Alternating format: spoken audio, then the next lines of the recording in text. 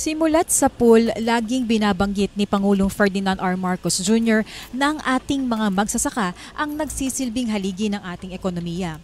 Sa kanilang mga kamay nakasalalay ang pagkain sa hapag ng bawat pamilyang Pilipino, kaya naman nararapat lang na kilalanin ng kanilang kabayanihan at patuloy na suportahan ang kanilang mga mitiin. At bilang tugon sa kanilang sakripisyo at pagsisikap, matutunghayan natin ngayong araw ang paglulungsad ng panibagong pasilidad upang matulungan pa ang ating mga magsasaka na mapagaan ang bigat na kanilang pinagdaraanan at para masuklian ang kanilang tulong para sa bansa. Isang mapagpalang araw po sa lahat ngayong katapusan ng Hunyo 2025. Sama-sama nating saksihan ang inauguration ng Rice Processing System o RPS2 at turnover ng farm machineries na pinangungunahan ni Pangulong Ferdinand R. Marcos Jr. katuwang ang Philippine Center for Post-Harvest Development and Mechanization o PhilMec ng Department of Agriculture. Sa kasalukuyan po ay nakikita natin ang ating Pangulo kasama sina Department of Agriculture Secretary Francisco Tiu Laurel Jr., si PhilMec Director Jonicio Alvindia, at si Deputy Director Joel Dator. At para bigyan pa tayo ng mga karagdagang detalye patungkol sa ating matutunghayan ngayong umaga, kasama ko po ngayon ang Head ng Facility Management and Field Operations Division ng Philippine Center for Post-Harvest Development and Mechanization o PhilMec, mga kababayan, si Engineer Raymond Andres. Magandang umaga po, Engineer. Maraming salamat po, Ma'am Gab. Ngayong araw po ay ating ipinagdiriwang ang inauguration ng isang state-of-the-art rice processing system at ang turnover ceremony ng mga makinaryang pansaka sa ating mga minamahal na magsasaka. Ito po ay handog ng ating pamahalaan sa pamamagitan ng Department of Agriculture PhilMec sa mga magsasaka ng probinsya ng Nueva Ecija. Unang-una po sa mga makinaryang ipapamahagi ay ang 4-wheel tractors na may kasamang implements tulad ng rotavator, front loader at disc plow. Ang mga traktorang ito ay pangunahing ginagamit para sa land preparation o paghahanda ng lupa bago tamnan. Bukod po dito, ipapamahagi rin po ang rice combine harvesters na isa sa pinakamahalagang makinarya sa panahon ng anihan. Ang combine harvester naman po ay isang multifunctional na makinarya na sabay-sabay na gumaganap ng tatlong proseso ng pag-aani, pag-iik at paglilinis ng palay.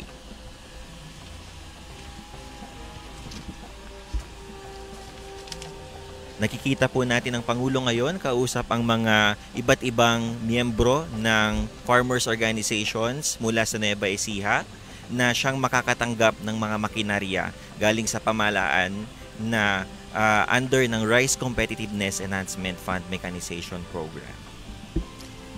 Kanina, sir, nakausap natin yung isa sa mga benepisyaryo nitong farm equipment natin, no, mula sa Grano de Oro Farmers Agriculture Cooperative, dito yan sa Nueva Ecija.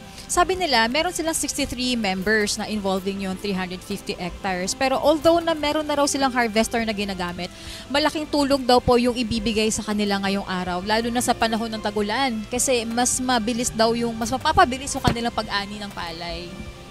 Tama po, dahil itong ating rice combine harvester po ay napaka-episyente at mabilis na nakapag-aani ng ating mga palay. Lalo na po sa panahon ng kalamidad tulad po ng bagyo, ay makakapag-harvest na po tayo ng mabilisan sa ating mga bukiling. Tsaka sir, rin daw po kasi malaki raw yung binabayad nila kapag nagrenta raw sila ng harvester sa private. Tama po, ma'am. Kaya po namamahagi po tayo ng mga libreng makinaryang ito para po mas mapababa ang mga service fee o ang porsyento na ibabayad nila sa kanilang mga inuupahang mga makinarya. Opo. At kakasama po ng Pangulo sa turnover ng farm equipment si Department of Agriculture Secretary Francisco Laurel Jr., at si PhilMec Deputy Director Joel Dator.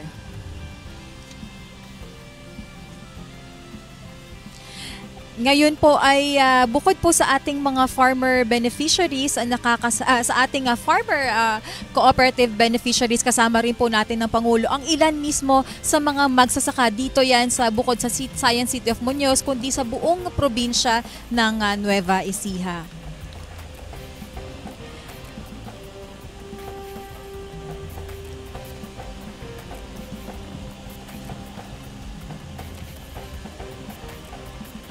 Pagkatapos po ng turnover, ngayon po ay masasaksihan natin ang unveiling ng marker ng Rice Processing System 2. Isa po ito sa mga highlight ng mga programa natin ngayong umaga na isa sa mga makabagong pasilidad na layunin pang mapababa ang post-harvest losses at mapaunlad ang kalidad ng bigas na inaani ng ating mga magsasaka. Sir, bali itong RPS natin dito sa Nueva Ecija, no? Pang-ilan na po ba ito sa ating mga ganitong facilities sa Luzon? At mayroon na rin ba tayong mga ganito pa sa ibang bahagi ng bansa? Tama po ma'am, marami na po tayong mga naipatayong mga rice processing system sa buong bansa. Sa katunayan po ay 114 na po ang naitayo nating mga rice processing system na talaga namang nakatutulong sa ating mga magsasaka. Ang proyektong ito po ay naglalayong mapahusay ang kakayahan ng ating mga magsasaka at organisasyong pansakahan sa larangan ng post-harvest processing sa pamamagitan ng pagbibigay ng modernong pasilidad para sa pagpapatuyo at paggiling ng palay. Sa ngayon po ay nakikita natin ang recirculating dryers na may kakayahang magpatuyo ng kabuuang 24 tonelada ng palay kada batch. Gawa ito sa stainless steel at may kasamang dalawang heating systems, generator set at iba-ibang accessories na mahalaga sa operasyon. Actually, sir, malaking bagay din itong dryer na ito, no? Kasi kanina, nag-ikot-ikot tayo, nakausap natin ng isa sa mga beneficiary na direktang makikinabang dito sa dryer na ito.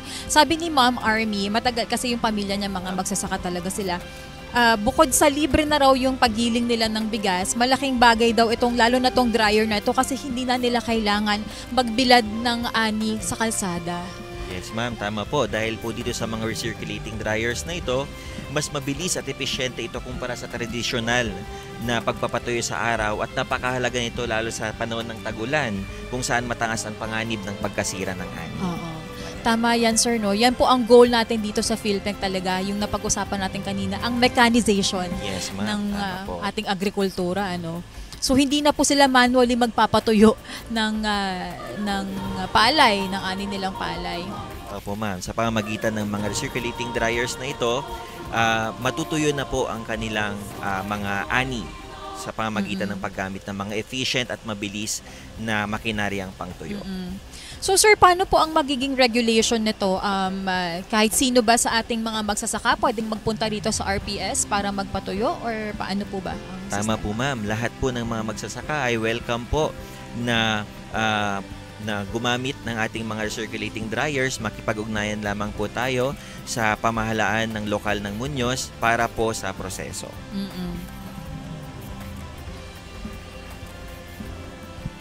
Sabi nga rin po ni kanina sir, no, na nakausap natin si yung kasama ni Pangulo po ngayon, si Deputy Director PhilMec Deputy Director Joel Dator. Hindi lang daw po farmers ang makikinabang dito sa facility na to, but pati yung mga consumers at yung mga magbebenta ng bigas kasi pwede silang makabenta and makabili ng magandang quality ng bigas sa mas murang halaga. Opo ma'am, tama po yan. Dahil itong mga pasilidad po natin na ito ay napapaganda at napapadami ang naaani po nating mga bigas. So bali sir, mas malaki po ang output nito, tama ba? Yes ma'am, tama po. Bali po ang ating rice processing system ay merong dryer at rice mill na kung saan isa po sa mga direktang benepisyo niya ay ang pagtaas ng milling recovery na kung saan ang dati po ay 55 to 58% at ngayon na po ay umaabot na po na hanggang 65% na nangangahulugang dagdag kita para sa ating mga magsasaka. I see. Pero sir, sorry po, matanong ko lang din, ito po bang paggamit sa pasilidad na ito ay may kailangan pa rin po bang bayaran ng ating mga magsasaka? Paano po ang proseso natin dito, sir? Opo ma'am, kailangan pa rin may bayaran pa rin po ang ating mga magsasaka para naman po sa operation and maintenance ng ating mga makinarya. Ngunit ipinapangako po namin na ang output ng makinaryang ito na mas efficient at mas mabilis ay magkakaroon ng mas marami kumpara sa mga traditional nating mga pamamaraan. At ayan po ay kasalukuyan pa rin nating napapanood ang Pangulo kasama si Department of Agriculture Secretary Francisco Laurel Jr., si PhilMec Deputy Director Joel Dator at si Muñoz City Mayor Alvarez. At kasama rin po natin dito ang mga mahal nating mga magsasaka na sila rin ang mga direktang makaka-benefit dito sa ating RPS facility. Pero ito sir, ito pong mga magsasaka natin on their own, pwede rin naman po silang direktang pumunta rito kung gusto po nilang magpagiling, magpatuyo ng kanilang mga ani. Tama po ma'am, lahat po ng mga ating mga magsasaka ay welcome po na makipag-ugnayan sa ating local government of Muñoz para po makagamit ng ating mga facilities po. So oo nga po, through LGU ang coordination natin sir, no? Para din hindi po magkaroon ng kaguluhan sa pagsischedule. Tama po ma'am.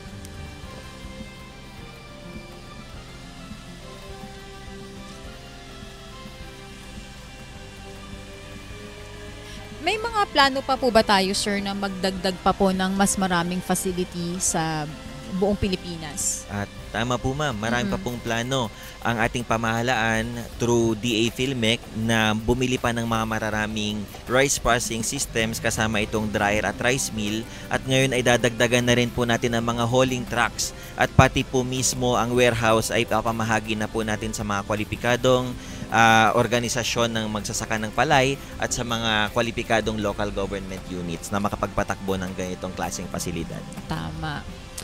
Mga kababayan, ang pagdating po ng Pangulo rito sa Muñoz, Nueva Ecija ay bahagi ng patuloy na pagtataguyod ng pamahalaan upang palakasin ang sektor ng agrikultura sa pamamagitan, gaya nga ng nabanggit ni Engineer Andres kanina, sa pamamagitan ng mechanization at post-harvest support.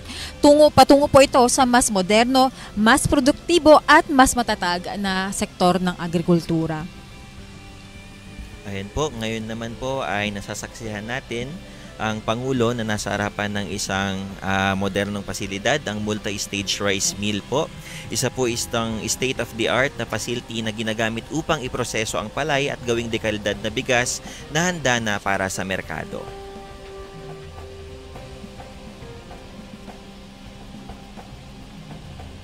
Gaya nga po ng nabanggit ko kanina, isa sa pinakamahalagang benepisyo ng sistemang ito ay ang pagtaas ng milling recovery rate sa 63 to 65% na mas mataas ng halos 7% kumpara sa pambansang average na 55 to 58%.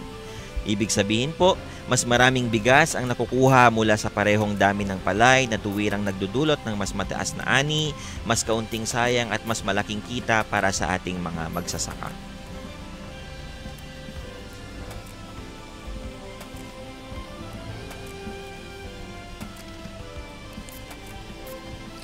Actually, sir, pa sa pamamagitan din ng facility na ito, no, mas malinis na rin po yung final output, yung magiging output ng bigas. Kasi sabi nga po nung nakausap ko na farmer beneficiary kanina, di gaya nga dati na nagbibilad sila ng ani nila sa kalsada, minsan may nasasamang mga bato-bato.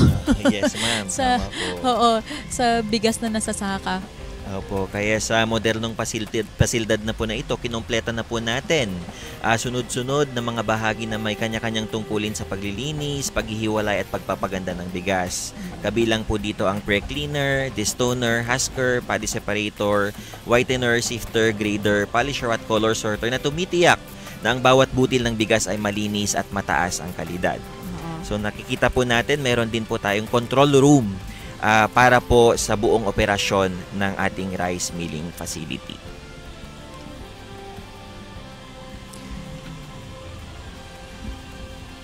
Kasama pa rin po ng Pangulo si Department of Agriculture Secretary Francisco Laurel Jr. at Filmec Deputy Director Joel Dator.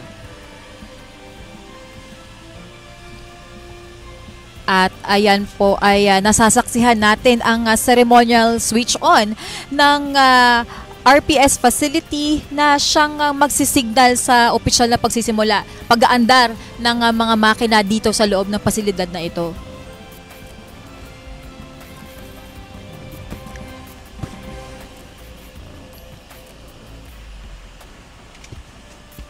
Muli po, ang proyektong ito ay naglalayong mapahusay ang kakayahan ng ating mga magsasaka at organisasyong pansakahan sa larangan ng post-harvest processing sa pamamagitan ng pagbibigay ng modernong pasilidad sa pagpapatuyo at paggiling ng ating palay.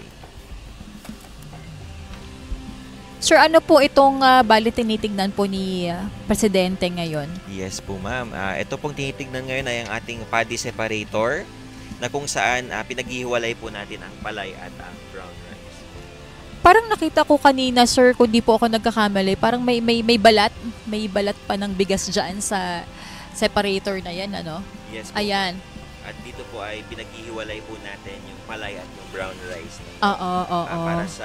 Para naman po sa susunod pang mga proseso ng paggiling po.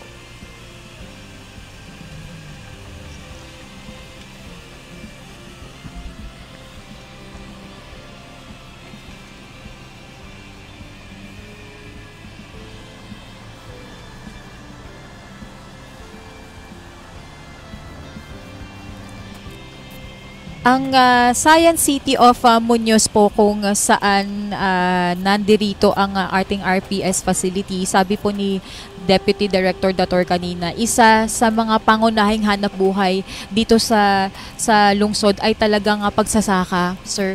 Kaya raw po isa ito sa mga napiling, yung LGU nito ay isa sa mga napiling benepisyaryo nitong ating RPS facility, sir, no?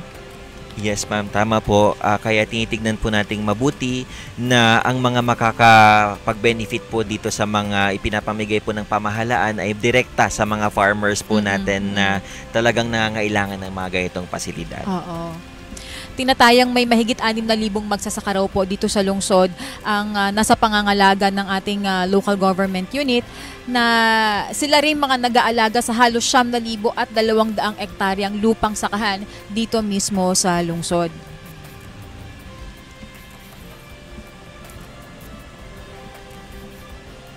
Sabi nga rin ni Deputy Director Dator na kasama po ng Pangulo ngayon, ang lokal na pamahalaan ng Science City of Muñoz ay napili bilang isa sa mga benesyaryo ng proyektong ito dahil sa kanilang malawak na produksyon ng palay na may potensyal pang lumago sa pamamagitan ng tamang suporta tulad nga nitong ating mechanization ng rice processing. Tama po ma'am, kaya patuloy po nating pinalalakas ang kabuuan ng sektor ng agrikultura, lalong-lalo na po sa mga ganitong mga areas na malaki ang pangangailangan ng mga makinarya para po mas matulungan ng ating mga magsasaka sa kanilang produksyon at mas magkaroon sila ng mas maraming ani at mas malaking kita.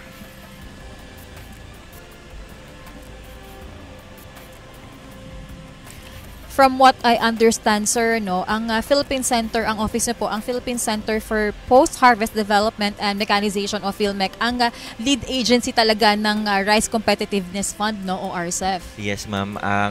Particularly ang mechanization component po, na kung saan namamahagi po tayo ng iba't ibang mga makinaryang pansaka sa nagagamitin ng ating mga magsasaka ng palay, mula po sa land preparation, sa crop establishment, harvesting and threshing, hanggang dito po sa post-harvest facility processing natin para po kumpleto na pong may pamigay natin ang mga kailangan po ng ating mga magsasaka mula sa pagpreprepara ng lupa hanggang sa magkaroon na po tayo ng output na bigas na gaya nga po ng ipinapakita ngayon dito na ready na po for market. So yan na po ang final na ready for consumption na yung ganyang klaseng bigas na po, sir, ano? Yes, ma'am. Tama po na ito po ay nagkakaroon po tayo ng mga sako-sako ng bigas na pwede na pong ibenta sa merkado. Okay. Sir, ano yan, sir? White rice lang yung na-produce niyan, sir? Or paano po ba ang pag-harvest natin kung brown rice naman? Yes, ma'am. Bali, ito po, sa pinaka-output po nito ay white rice po, ma'am. Subalit may mga components po yan, ma'am, na nakadepende po kung ano yung gusto mong output na pwede mong iayos sa setting para makuha mo po yung output na gusto mo. Sir, nag-iiba-iba po ba ng bigas ang pwedeng i-load dyan? Di ba may iba-iba tayong klase ng bigas sa market? Yes po, ma'am. Opo, iba-iba. Lahat naman po ay kinikater po natin na kung ano man, kung saan manggaling mga farmers po iyan para po lahat po ng magpapagiling dito ay ma-accommodate po natin.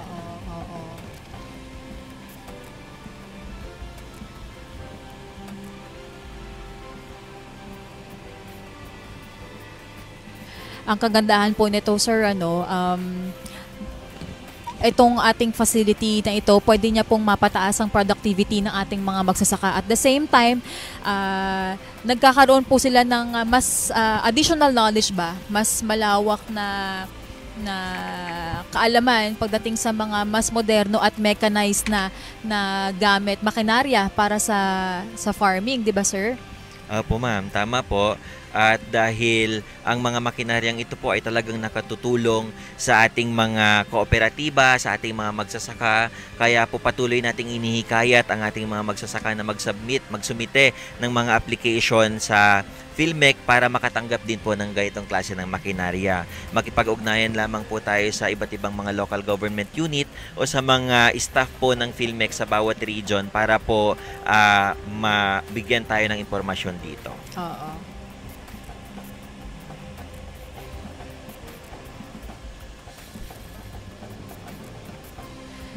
Mas mapapadali po, sir, ang regulation po talaga kapag idadaan po natin through LGU or farmer cooperatives po, yung paggamit po ng facility.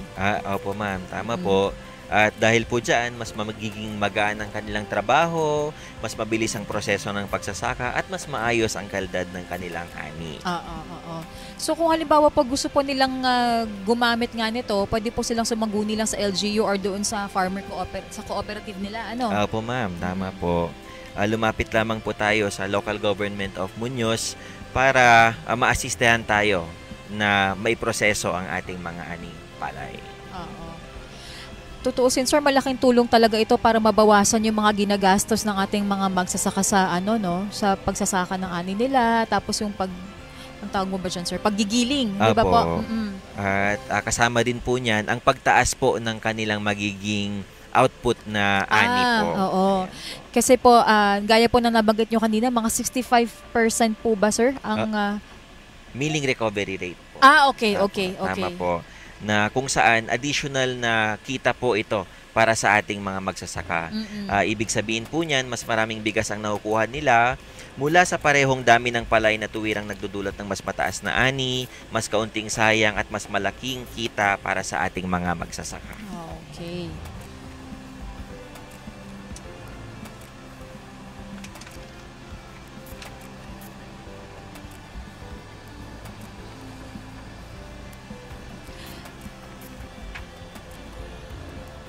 Ang ating pong